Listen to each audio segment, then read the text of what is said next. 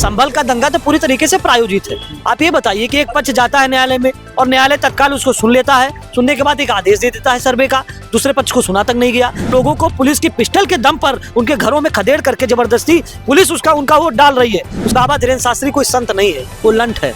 अरे actor cricketer सारे लोग उनके साथ में हैं। यार एक्टर क्रिकेटर उनकी क्या क्रेडिबिलिटी है?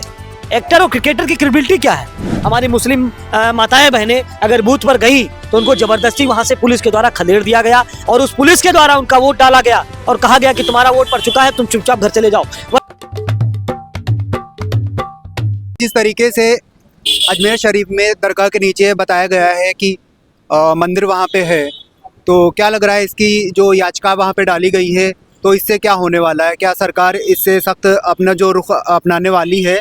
क्या अपने हिंदुत्व के मुद्दे के ऊपर फिर से नजर आने वाली है या फिर इससे ये पब्लिक को भड़का रही है? नहीं, ये सीधी सी बात है कि पब्लिक को भड़काने और पब्लिक को गुमराह करने, मुद्दों से भटकाने का इनका उद्देश्य है। जो भारतीय जनता पार्टी के विजन में, उसका विजन है कि इस देश में हिंदू मुस्लिम के सौहार्द को बिगाड़िए और हिंदू मुस्लिम के नाम पर दंगा कराइए और दंगा करा करके सरकार बनाइए। क्योंकि जब आप ये बताइए कि भारतीय जनता पार्टी सीना चौड़ा करके कहती है कि उसकी सरकार में दंगे नहीं हुए।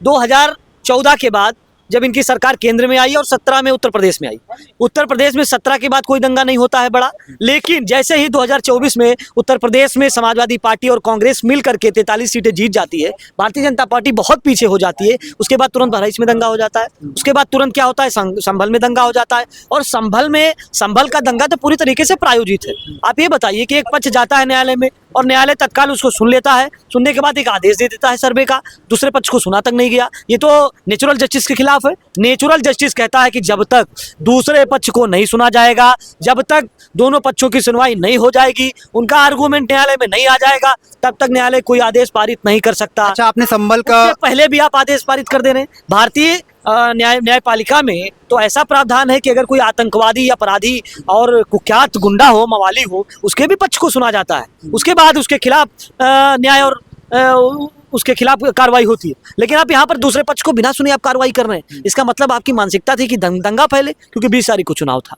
और 20 तारीख को जो चुनाव था, चुनाव में पूरी तरीके से सांप्रदायिक माहौल बना करके भारतीय जनता पार्टी अपने पक्ष में करना चाहती थी। और ये चाहती थी कि जिस तरीके से भारतीय जनता पार्टी ने बेईमानी के आधार पर प्रशासन को लगा करके उसने सीटें जीती हैं, उस पर बात ना हो सके, उस पर चर्चा ना हो सके। क्योंकि आज गांव में बैठा जो आम जनमानस है, गरीब किसान मजदूर है, वो भी चर्चा कर रहा है कि उत्तर प्रदेश की सरकार तानाशाही कर रही है, मुख्यमंत्री तानाशाही कर रहे हैं और लोगों को पुलिस की पिस्टल के दम पर उनके घरों में खदेड़ करके जबरदस्ती पुलिस उनका वोट डाल रही है। उसके बाद कह रहे हैं कि लोकतंत्र जिंदा है। लोकतंत्र की हत्या हो रही है इस सरकार में। जैसे कि आपने बताया, संभल का जिक्र करा, उपचुनाव का जिक्र करा। उपचुनाव के छुपाने के लिए जो उसमें धांधली हुई थी, उसको छुपाने के लिए संभल का कांड लेके आया गया, वहाँ पे संभल में करवाया गया जो कांड हुआ था। ऐसा लोग कह रहे हैं, मतलब कि वहाँ पे कांड करवाया गया। उसको फिर छुपाने के लिए जब सुप्रीम कोर्ट ने लताड़ लगाई तो उसको छुपाने के लिए फिर अजमेर शरीफ लेके आया गया। क्या लग रहा है इससे? ये लोग न्यायपालिका को नहीं मानते हैं, बाबा साहब डॉक्टर अम्बेडकर के संविधान को नहीं मानते हैं। क्योंकि हम लोग तो बाबा साहब के अनुयायी हैं, बाबा साहब को मानने वाले लोग हैं। जब बाबा साहब संविधान बना रहे थे और संविधान लिख रहे थे और ये बात हो रही थी कि इस देश में समता आएगी, समानता आएगी, इस देश में बंधुत्व स्थापित होगा, उस समय भारतीय जनता पार्टी के जो इनके आका थे, आरएसएस के उस समय के सरसंघचालक MS गोलवलकर इधर उधर घूम करके बाबा साहब के विचारों की निंदा कर रहे थे, बाबा साहब के संविधान की निंदा कर रहे थे और वो कह रहे थे कि इस देश में मनुस्मृति जब है तो संविधान की क्या जरूरत है। आप सोचिए कि मनुस्मृति को मानने वाले लोग हैं और ये लोग जो मनुस्मृति के मानने वाले और बाबा साहब के विरोधी लोग हैं, संविधान के विरोधी लोग हैं, वो न्यायपालिका को क्यों मानेंगे? अरे बाबा धीरेन्द्र शास्त्री तो हिंदुओं को जोड़ने की बात करते हैं, वो तो पदयात्रा काफी लंबी कर रहे हैं। बाबा धीरेन्द्र शास्त्री को लोग संत मानते हैं, बहुत सारे लोग हैं जो मानते हैं, नहीं जानते, गुमराह हैं। लेकिन बाबा धीरेन्द्र शास्त्री कोई संत नहीं है, वो लंठ है, पूरी तरीके से लंठ है। आप उसकी भाषा सुन लीजिए, उसकी भाषा शैली देख लीजिए, उसका व्यवहार देख लीजिए। आप सोचिए कि किसी साधु संत और महात्मा का ऐसा व्यवहार होता है? वो रील बनवाते हैं, वो आजकल रील बनवा रहे हैं। अरे रील बनवाने का किसका काम? अरे सोशल मीडिया का जमाना है, तो बाबा आगे क्या हुआ? संतों का सोशल मीडिया और मीडिया से कब मतलब रहा है? वो तो अध्यात्म से मतलब रहा है, उनका तो संस्कृति से मतलब रहा है। उनको अध्यात्म से सरोकार रखना चाहिए, उनको गीता पुराण वेद पढ़ना चाहिए। वो पढ़ने लिखने वाले लोग नहीं है, वो सिर्फ सोशल मीडिया पे जो चल रहा है, व्हाट्सएप पे जो सुबह मैसेज आ जाता है उसी पे बोलते हैं, उसी को फॉरवर्ड करते हैं। उनके साथ में पब्लिक को देखें, पब्लिक बहुत ज्यादा भीड़ नजर आती है। अरे भाई पैसा आप खर्चा करिए, आपके पीछे लोग आ जाएंगे, लाखों लोग आ जाएंगे। ये कौन सी बात होती है? इस देश में 140 करोड़ लोग हैं, 140 करोड़ लोग तो उनके साथ नहीं चले गए। 100 करोड़ से ज्यादा हिंदू है इस देश का, कहाँ है? हिंदू तो अपने घरों में बैठा हुआ है। हिंदू से क्या मतलब इन सब बातों से? हिंदू तो सहिष्णु है, सेकुलर है, वसुधैव कुटुंबकम में विश्वास करता है, सबको समाहित करने की बात करता है। अरे एक्टर क्रिकेटर सारे लोग उनके साथ में हैं। यार एक्टर क्रिकेटर उनकी क्या क्रेडिबिलिटी है?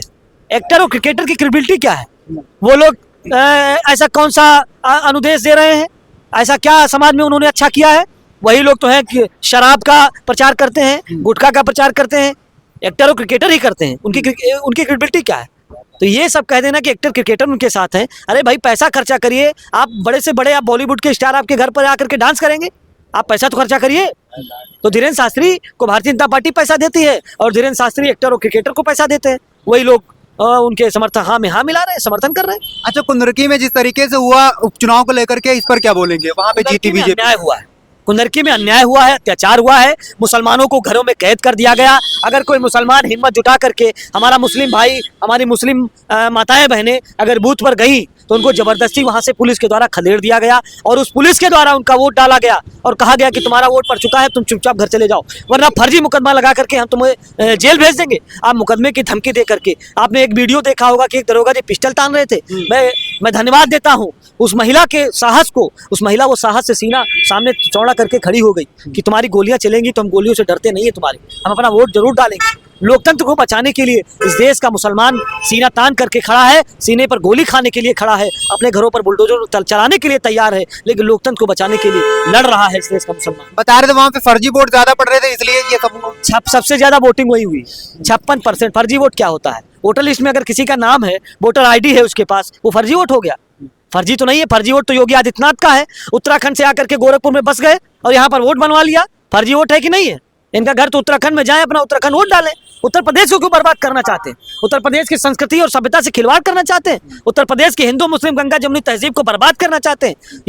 यहाँ का जो वसुधैव कुटुंबकम की बात यहाँ के लोग करते हैं उसको खत्म करना चाहते हैं? हिंदू मुसलमान की खाई बढ़ा करके इस देश में बेरोजगारी पर बात ना हो, भुखमरी पर बात ना हो, भ्रष्टाचार पर बात ना हो और मुख्यमंत्री की तानाशाही पर बात ना हो, इसलिए आप इस तरीके का अत्याचार कर रहे हैं। इस अत्याचार ये चलने वाला नहीं है। आने वाले समय में इस देश के और इस प्रदेश की जनता भारतीय जनता पार्टी को उखाड़ फेंकने का काम करेगी। इनके खिलाफ लोग खड़े हो गए हैं क्योंकि आपने 2024 का चुनाव देखा है ना, जहां पर इन्होंने अन्याय और अत्याचार से इनके लोग नहीं लड़ पाए, वहीं पर ये सीटें जीत पाए। उत्तर प्रदेश के लोगों ने इनको नकारने का काम किया है।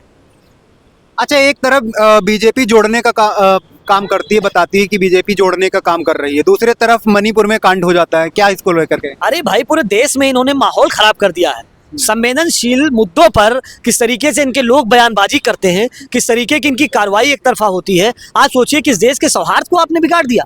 मणिपुर पर मुख्यमंत्री, वो प्रधानमंत्री का तो मुंह से मां नहीं निकलता है, लेकिन अगर बंगाल में कोई घटना हो गई तो तुरंत वो रोना रोने लगते हैं। कहीं और अगर भारतीय जनता पार्टी की सरकार नहीं है स्टेट में तो प्रधानमंत्री से लेकर के इनके बड़े बड़े नेता रोना रोने लगते हैं, लेकिन जहां इनकी सरकार है वहां पे तो नहीं, इन्हें चू तक आवाज आती है। इसी उत्तर प्रदेश में हाथरस जैसी घटनाएं हुई। हाथरस में एक दलित बेटी को रात में जला दिया गया, उसके परिवार को बॉडी तक नहीं दी गई, एक दलित समाज की बेटी थी। और आप जोड़ने की बात कर रहे हैं, हिंदू एकता की बात कर रहे हैं। वो चाहे योगी आदित्यनाथ हो, चाहे धीरेन्द्र शास्त्री हो, ये सारे के सारे लोग हिंदू विरोधी लोग हैं। और इनके जो समर्थन करने वाले लोग हैं वो हिंदू लोग नहीं है, वो सांप्रदायिक लोग हैं जो मुसलमानों से नफरत करते हैं, सिखों से नफरत करते हैं, ईसाइयों से नफरत करते हैं, जैन समाज से नफरत करते हैं और बौद्ध समाज से, बौद्ध धर्म से नफरत करते हैं। वो हिंदुत्व को मानने वाले लोग नहीं है।